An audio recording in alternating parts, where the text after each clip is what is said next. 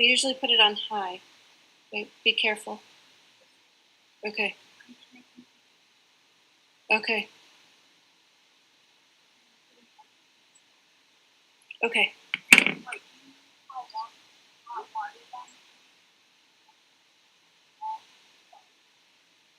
Yes.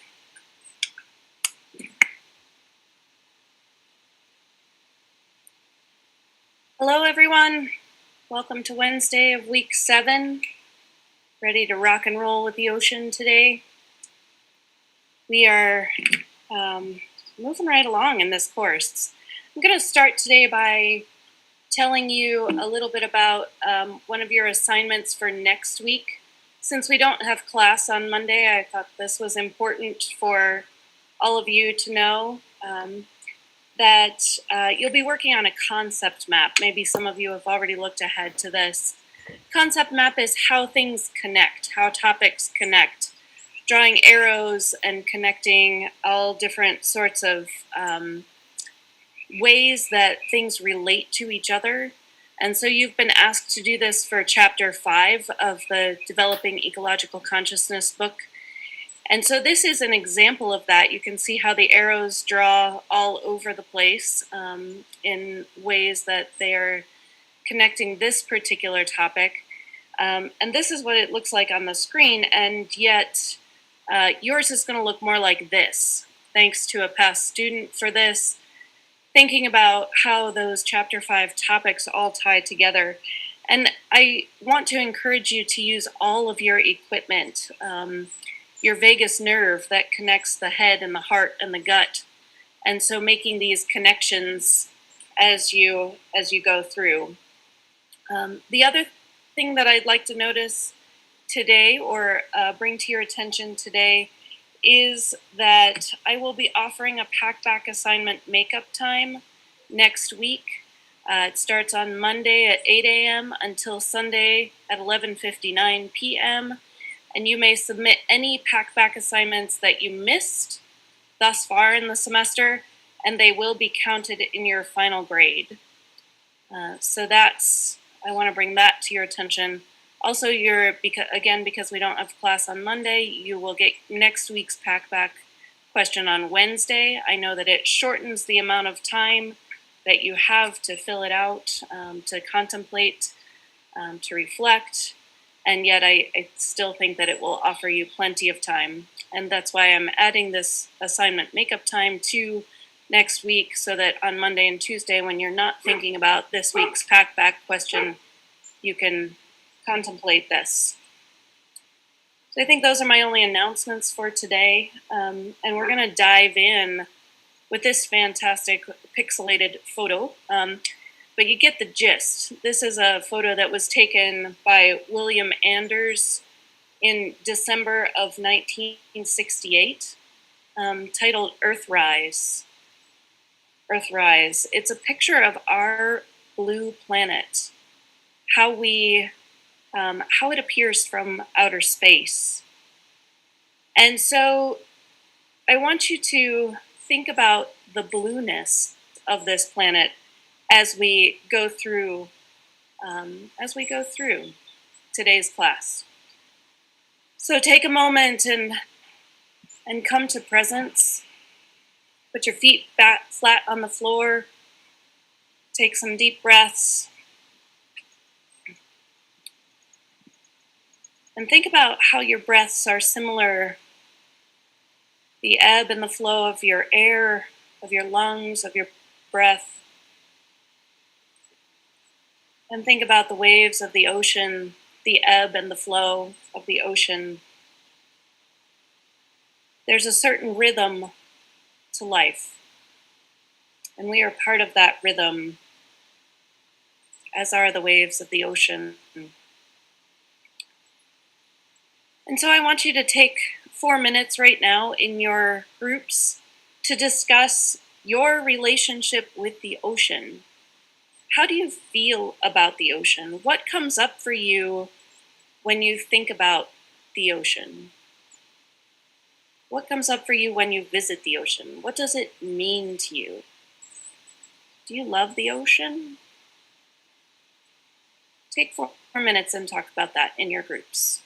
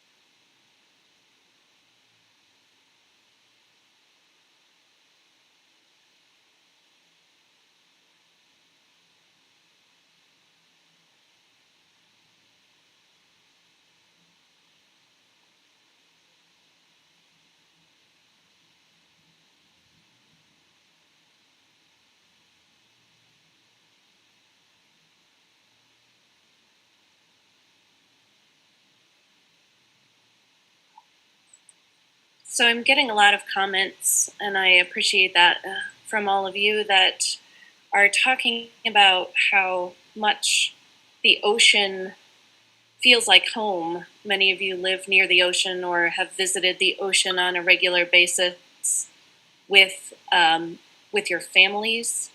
And so there's something really beautiful about the ocean, something that people are really in love with the ocean, of balance of the tides of, and yet there's a lot of mystery. There's a lot of mystery surrounding the ocean, and it's frightening in some ways because it's one of the unexplored places, fully unexplored places on Earth.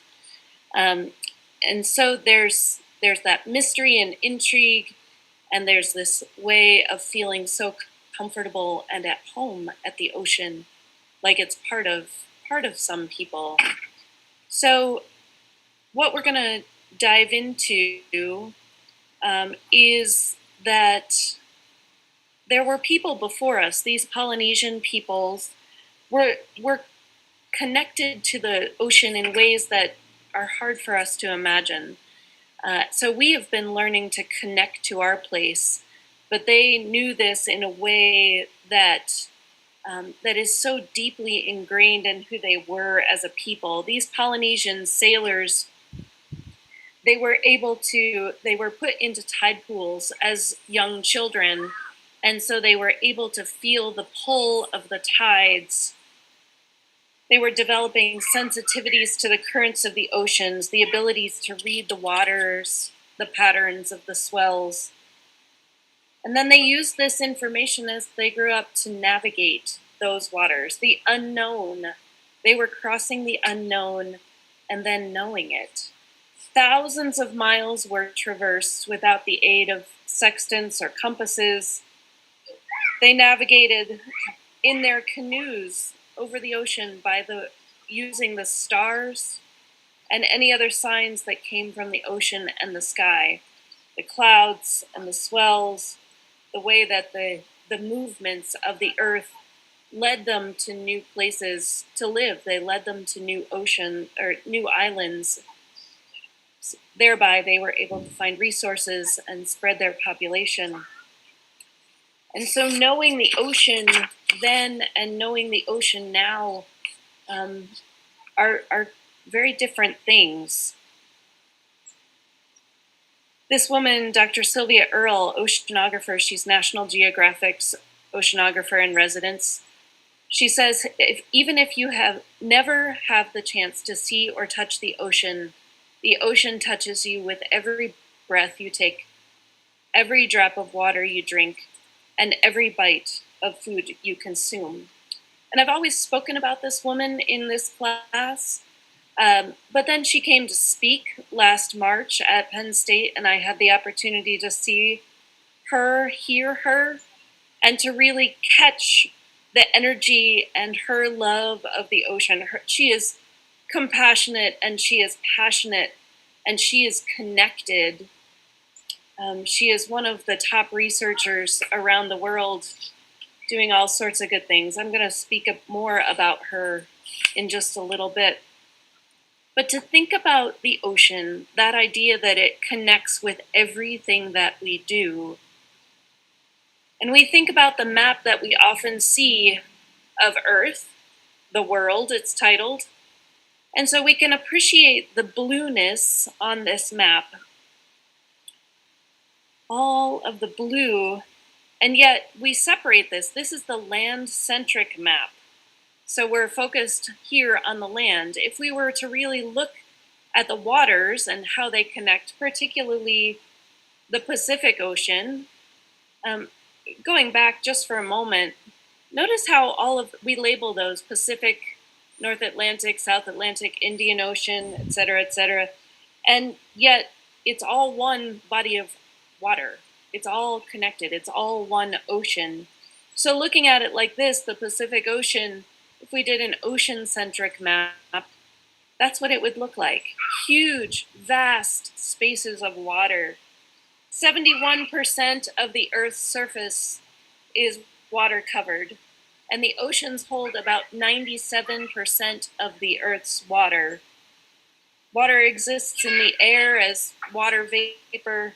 It also exists, obviously, in rivers and lakes and ice caps and glaciers. And even then, that's only 3% of the world's water.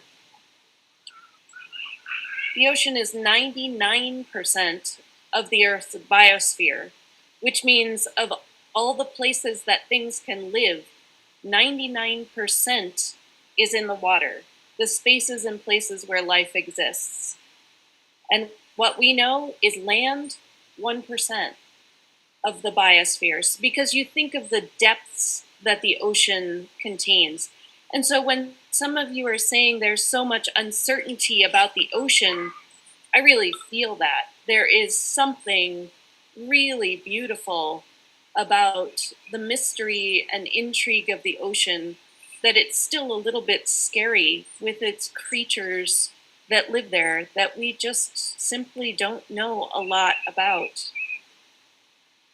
So researchers can explore the oceans, they do explore the oceans, and yet when we enter the ocean, we encounter one really significant problem, is that a person with a scuba suit on can dive to about 250 feet below water, and yet this is a far cry from some of the ocean's depths that go down to 11,500 feet.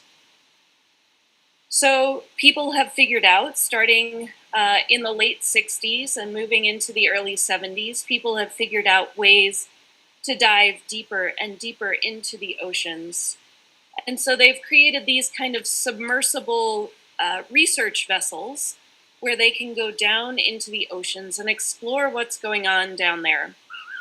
And yet it's really a small portion of what's going on down there is visible with these types of submersible vehicles. So what is down there? What is down there? Obviously fish. We know about fish, and lots of them. Lots of fish. So schools of fish like this that are so impressive, really mind-boggling. But then what else is down there? I'd like you to take in this video. Just take it in.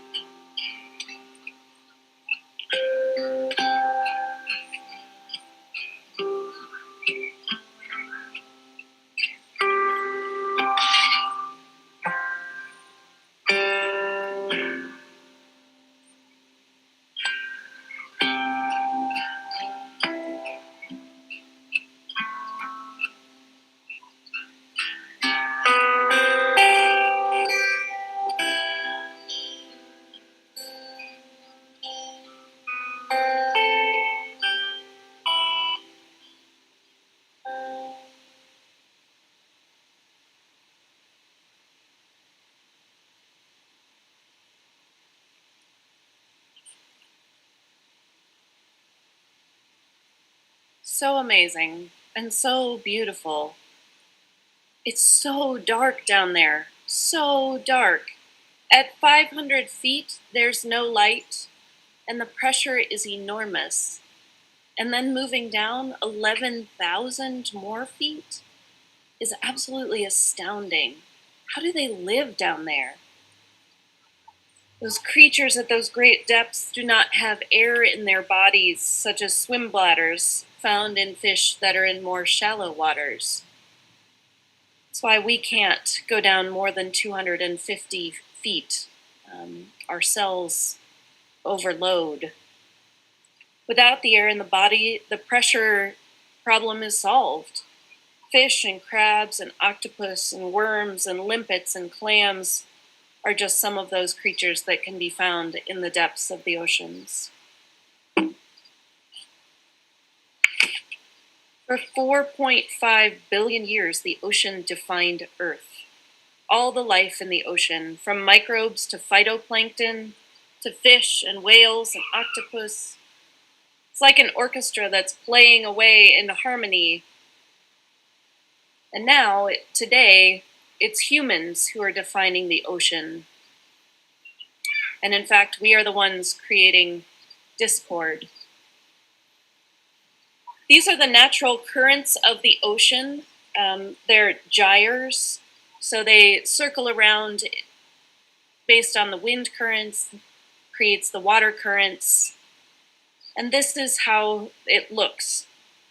There's the North Pacific Gyre, the North Atlantic, and so on and so forth. And so we're going to look at the North Pacific Gyre as an example. What's happening there is that all this trash is getting stuck in this gyre. There's the western garbage patch, the eastern garbage patch, and then someplace in the middle is where it converges. And so what's going on with the plastic there? Charles Moore was a researcher. He took his boat out, he used a fine mesh net, and he collected and sorted the plastic and everything else that he pulled up. And he found out that for every ton of living creatures, there are 6 tons of plastic debris. 6 tons of plastic debris per each ton of living matter. Every molecule of plastic that has been created since the 1950s is still on Earth. It doesn't ever go away. It breaks down into smaller and smaller pieces. And the story of plastic recycling is a myth. It doesn't fully get recycled. So a plastic bottle can't become a plastic bottle again. A plastic bottle gets made into something that's weaker, which then gets made into something that's weaker and something that's weaker until it's not recyclable anymore. So it is reusable to some degree, but those parts of plastic are always, always here. 50 years ago, there wasn't much plastic, and now in 2018, they produce 368 million tons of plastic. Humans buy 1 million plastic bottles per minute, and then even then, what people are trying to recycle, 91% just gets thrown away into the landfill. 9% people try to recycle or move into those lower forms of plastic. 1 million plastic bottles per minute globally is what people are consuming. It is estimated that by 2050, there will be more plastic by weight than fish. It's just astounding what's there. So it's not just these little bits of plastic. We've also got this was on the island of Java, and the beach was just revolting and disgusting. 400 yards wide, mile long, it's covered in plastics. And more kept washing up from the oceans. So even if we're not seeing it, you take a vacation to the beach here and we see some, but not like this. Other places where ocean currents are affecting the way the garbage is being carried into different places is absolutely astounding. One elderly woman said, "We fear for the future." It used to be one of the most picturesque towns in Indonesia, and now it looks like this. So it's affecting these beaches, it's affecting the animals that live there. I'd like you to take in this video in its entirety. Please don't look away.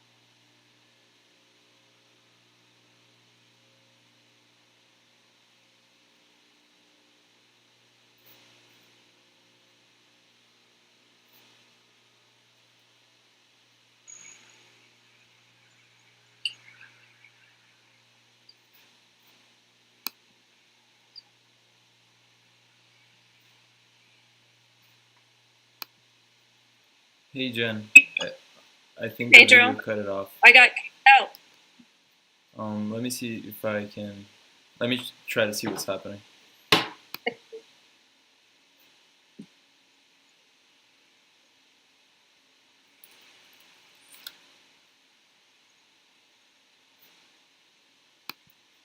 The stream is still going. You can try to share your screen again and see if it works.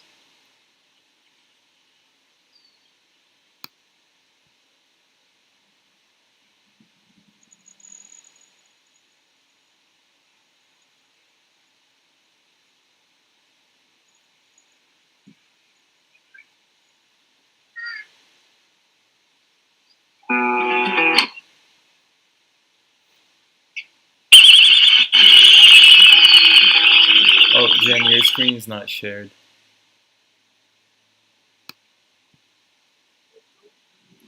Yes.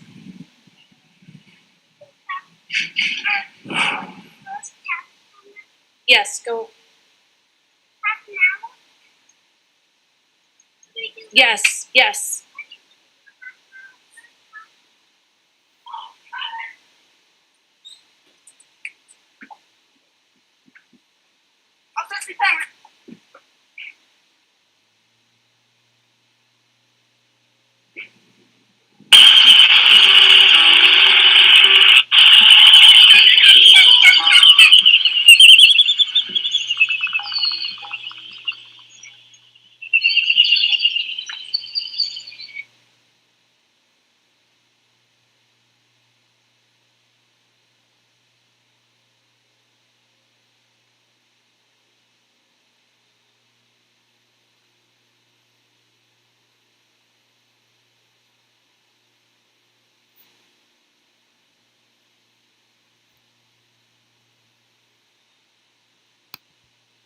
Yeah, you got cut out again. I think the Zoom might not support as well if you play the videos through the slideshow.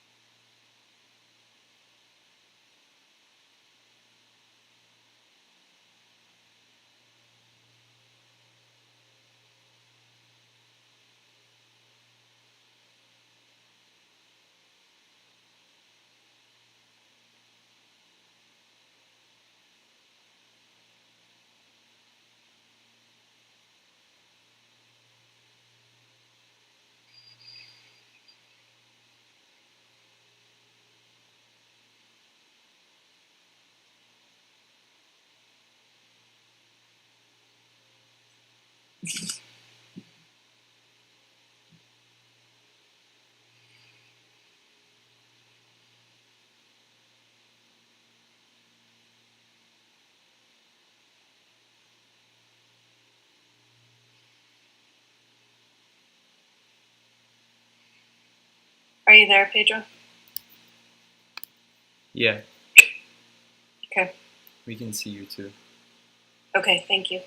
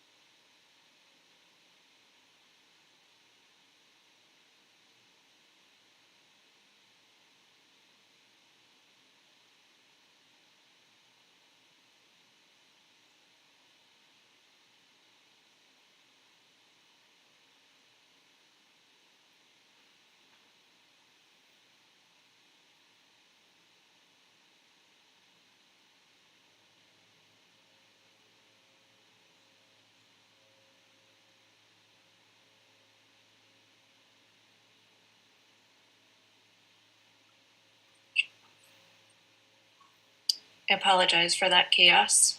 We'll see what happens next. So these plastics in the ocean are not just affecting birds, they're not just reflecting everything from small to great. This whale was found off the California coast with over 400 pounds of plastic in its stomach. And so we just need to take this in and consider how this is affecting the oceans. If you didn't get a chance to see the video, I'll make sure that the link is put into the week 7 material, so you can check it out there. Yeah, it's not just plastics. We've also got longline fishing, which is a real concern. I learned from Sylvia Earle that they aren't catching just, say, if they're out fishing for tuna this way, they aren't just catching tuna. On their long lines, they're catching all kinds of things. Sharks, particularly, dolphins also. So this is one of the ways. And longline fishing, when I talk about long lines, it could be that there's a mile worth of fishing hooks. It could mean that there are 50 miles worth of fishing hooks hanging down from a boat. There are the trawlers that are, it's a big net that's dragged along the bottom of the ocean, happens along the continental shelf particularly. Some of these do have excluders so that they're avoiding things that they're not supposed to catch, but super trawlers are even now a thing, and they look like this. They're large enough to hold 13 jumbo jets inside that net, and they're working in the waters all around the world. And so these, when they're catching things, again, if they're fishing for tuna or grouper in these trawling nets, then they are catching a lot of stuff that they don't want to. They catch what's called bycatch. And it's just the stuff they're catching by accident. But the stuff they're catching by accident are things like turtles, sea turtles. Things like dolphins and whales are caught in there as bycatch. If a baby dolphin is caught in one of these nets or on one of the long lines, then the mother dolphin stays with the baby and often dies right next to her baby. So this bycatch is one way that this sort of fishing is disconnected from the resource itself. It's also that these trawling lines are dragging along the bottom, like I said, on the continental shelf. And these they stir up plumes of sediment that can be seen from space, like in this picture. They destroy entire ecosystems on the seafloor, like this. They are taking away the coral. They're taking away all of the resources on the bottom. And it's been said that bottom trawling is one of the most destructive of any actions that a human can take on the planet. It's disconnect. And yet there are some success stories. So the North Sea cod is one of those. You can see the years and the tons of cod that were being taken out of that watershed. Scientists say that fishermen were pulling about 60% of the cod out of the water each year. And it's obvious that at that rate, it's not very sustainable, pulling out 60%. So about 10 years ago, the government bought about half of the fishing boats from the fishermen in Scotland, and then they destroyed them. So the fishermen couldn't use them. And the boats that kept working were put under strict regulations. The number of days they could be at sea, the number of cod they could catch. And so there was a change in the story. There was a realization that it wasn't sustainable. And this isn't just cod. Species extinctions are happening. Sylvia Earle said that 90% of the big fish are gone. She says we can be the saviors of humankind because humankind will go, if she says humankind, because if we go on, if we don't go on, other life will go on without us. So we're already altering the pieces of the puzzle. When we destroy a coral reef, we lose its residents, all the unique species that evolved there and nowhere else in the universe. Some species of lizard fish have a very limited range. Shrimp-like creatures called stomapods have unique eyes that see much broader spectrum than the human eyes. In fact, it's more than any other creature. And so if we destroy the reef and we lose the stomapods, we'll never have that piece of the puzzle again. The birds, the amphibians, the mammals, the reptiles, the fish, the insects, it goes on. And you can see that there's a direct correlation of extinctions with human population. On May 10th of this year, the New York Times published a list of 100 federal environmental rules that have been rolled back since this current president was elected. 100 environmental rules or laws that have been rolled back. The onslaught has included direct attacks on bird conservation policy, including the Migratory Bird Treaty Act, and the weakening of the Endangered Species Act, and then there are many that are involved with the oceans and waterways as well as things that indirectly affect, or rather they do directly affect, but are not. So there are things about pesticides and herbicides, the use of chemicals. And I've put that article of the rollbacks in environmental policy, I've put that in week 8 for your consideration. So I want you to take 3 minutes now in your groups to discuss. We went from this love and mystery of the ocean to understanding a little bit more about what's going on there. So take 3 minutes and talk about what's going on for you. What are you thinking and feeling and intuiting right now?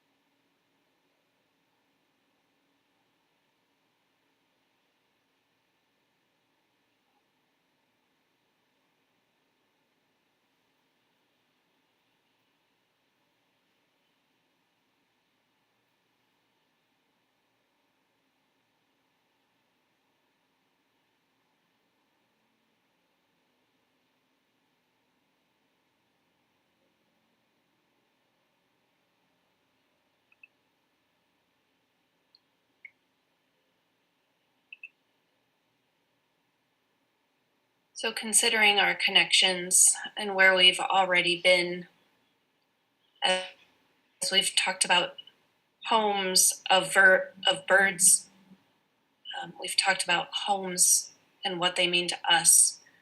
The ocean is a home also.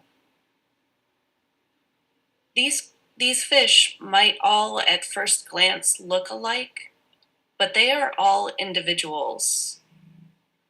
They are all individuals. They are not a commodity.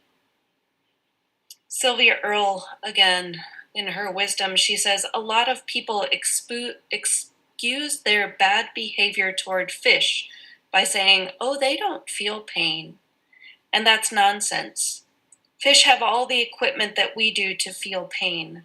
Don't make up stories to save your conscience. You either choose to inflict pain on other creatures or you don't.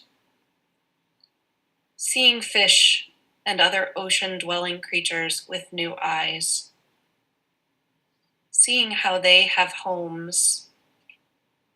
Seeing how they are related. So we started class thinking about the ocean, and for many people, it is a place of love. So going back to James T. Farrell, all of those things might connect for you about this, about the ocean, about its creatures. The Polynesians at the beginning of this story, whether they described it or not, they loved the ocean. They knew its moods and what it looked like by moonlight. They needed to have it be protected. So how does that apply to us? How does that apply to our connections? I'd like to recommend another Netflix piece that is called Mission Blue, and it's about Sylvia Earle's work. We don't deliberately hurt the ocean, but in our ignorance or in our willingness to ignore things, then we have hurt the ocean, and we are hurting the ocean. While about 12% of the land around on Earth is protected, only about 6% of the ocean is protected in some way. And so Mission Blue is an idea that there are hope spots around the world that can help to save the oceans, those special spots. You can see them on the map there. And so I'd like you to, if you have the time and the interest, this documentary might inspire you. So with that, I'd like to again apologize for the challenges of today's class, and I hope that you have a good week.